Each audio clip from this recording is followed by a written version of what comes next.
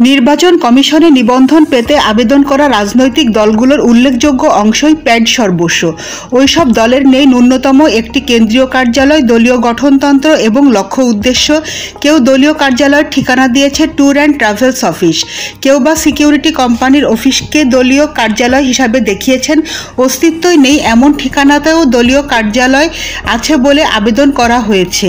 এছাড়া কেউ আবার বসতবাড়িকে রাজনৈতিক দলের ঠিকানা হিসেবে ব্যবহার করেছেন। জাতীয় নির্বাচন এলেই তৎপরতা বাড়ে এসব দলের।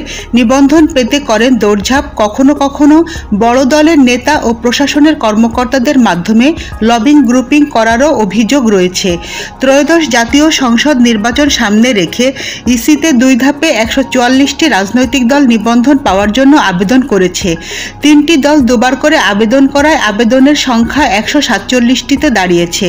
ওই তালিকায় এই ধরনের দল যেমন রয়েছে, তেমনি জাতীয় নাগরিক পার্টির মতো আলোচিত রাজনৈতিক দলও রয়েছে।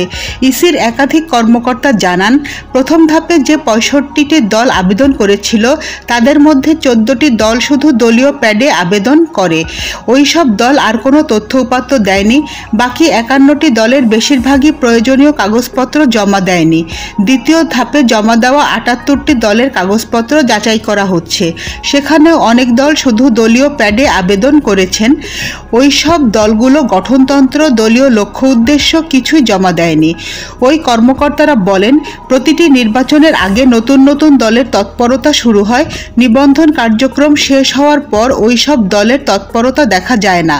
তারা আরও জানান, প্রত্যেকবার এভাবে অনেক দল আবেদন করে।